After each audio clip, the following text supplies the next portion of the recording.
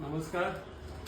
पियुष शाखेच्या मी 3 BHKचं काम आम्ही काढलं होतं ते आता पूर्ण झालेलं आहे.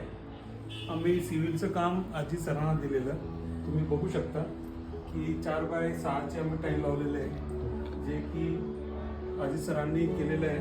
बाकी आम्ही बाथरूम वगैरेचे काम करून घेतलेलं आहे जे की व्यवस्थित झालेलं आहे. काम पूर्ण व्यवस्थित झालेलं आहे. पूर्णतः आम्ही सॅटिस्फाईड आहोत. Thank you sir.